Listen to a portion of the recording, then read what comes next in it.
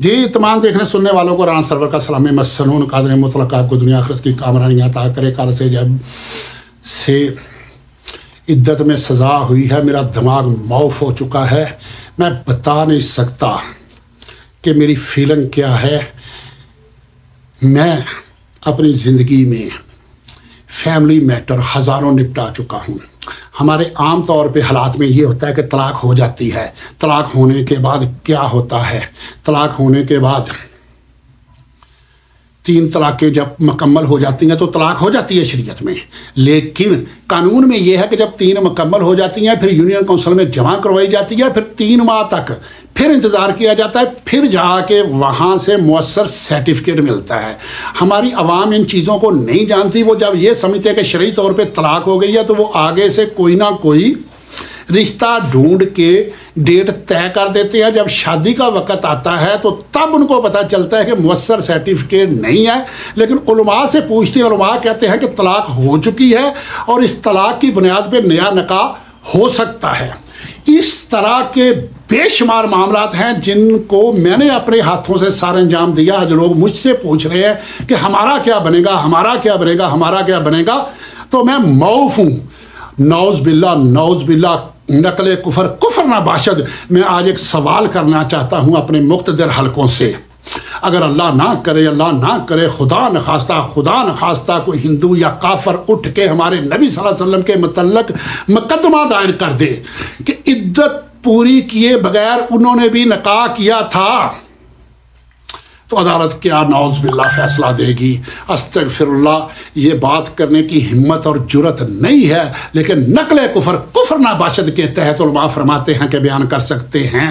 حضرت زینب رضی اللہ عنہ کو جب طلاق ہوئی تو نبی صلی اللہ علیہ وسلم نے نکاح کا پیغام بھیجا، تو ان سے پوچھا کہ تمہاری عدت مکمل ہے؟ تو اس نے کہا مکمل ہے۔ عدت کا مطلب یہ ہوتا ہے کہ میاں بیوی سے کب سے الگ ہوئے ہیں تاکہ پریگننسی نہ ہو چکی ہو، اور بشرا بیگم کو تو 8-9 ماہ ہو گئے سے خاوند سے الگ ہوئے، اور اگر میاں بیوی دور دور رہ رہے ہیں تو طلاق ہوتی ہے، فوری نکاح ہو جاتا ہے۔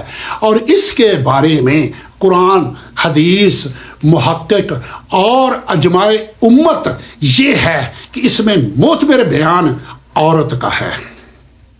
عدت صرف عورت کی تکریم کے لیے ہے، عورت کے تقدس کے لیے ہے، کہ عورت پہ کل کو حرف نہ آئے کہ اگر فوراً نکاح کے 8-9 ماہ کے بعد اگر اس کو اولاد ہو جاتی ہے تو کنفیوژن نہ پیدا ہو جائے کہ دونوں خاندوں میں سے یہ بچہ کس کا ہے۔ یہ عورت بتا سکتی ہے، نہ میں بتا سکتا ہوں، نہ آپ بتا سکتے ہو۔ دوسرے نمبر پہ پاکستان کے لا کے اندر جب کسی کی کسی سے عداوت ہو اس کی گواہی تسلیم نہیں ہوتی، قانون شہادت کے اندر موجود ہے۔ جب میاں بیوی کے درمیان طلاق ہو گئی، علیحدگی ہو گئی، اس سے بڑی عداوت اور کیا ہو سکتی ہے؟ جب اون چودھری پارٹی چھوڑ کے دوسری پارٹی میں چلا گیا خان صاحب کے خلاف، اس نے پریس کانفرنس کر دی اور وہ میڈیا پہ، سوشل میڈیا پہ ان پہ گندگی اچھال رہا ہے، تو اس سے بڑی عداوت اور کیا ہو سکتی ہے؟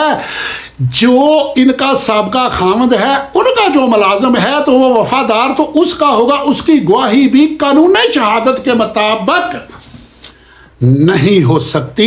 جس آدمی نے زندگی میں کبھی ایک جھوٹ بولا ہو اس کی گواہی کوئی قبول نہیں ہوتی۔ قانون شہادت کو میں پہلے سے بھی پڑھا ہوا ہے، میں نے نئے سرے سے پھر میں نے اس پہ نظر ڈالی ہے، تو تزکیۃ الشہود پہ پورا اترنا گواہ کا ضروری ہے۔ جب معنی کا پہلے کچھ کہہ چکا ہے، بعد میں کچھ کہہ چکا ہے، اس کی گواہی قابل قبول نہیں ہے۔ جب اون چودھری کے بے شمار جھوٹ پکڑے جا چکے ہیں، اس کی گواہی معتبر نہیں ہے۔ آج قرآن کو چھوڑ دیا گیا، حدیث کو چھوڑ دیا گیا، پوری دنیا کے اندر اسلام کو مذاق بنا دیا گیا۔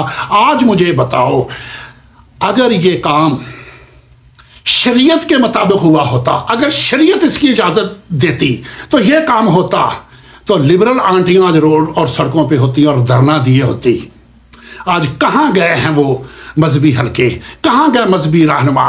کہاں گئے مدارس والے؟ کہاں گئے علماء کرام؟ دن دہاڑے اللہ کے نبی صلی اللہ علیہ وسلم کی سنت کو، اللہ کے قرآن کو جھٹلا دیا گیا، اس کے خلاف فیصلہ دے دیا گیا، اور دنیا خلق خدا دیکھ رہی ہے، سارا معاشرہ خاموش ہے، لوگ خوف زدہ ہو گئے ہیں۔ اور ایک بات بتا دوں، ان لوگوں کے ذہنوں میں تھا کہ ہمارے ہاں 20% طلاقیں ہو رہی ہیں اور دوبارہ شادیاں ہو رہی ہیں، ایسا کرنے سے وہ ڈر کے، وہ خوفزدہ ہو کے خاں کو چھوڑ کے پیچھے ہٹ جائیں گے۔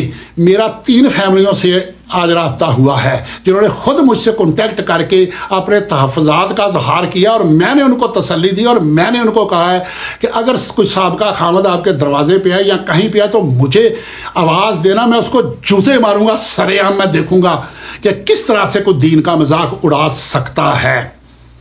اور وہ لوگ اب سارے کے سارے خان صاحب کو ووٹ دینے والے ہیں۔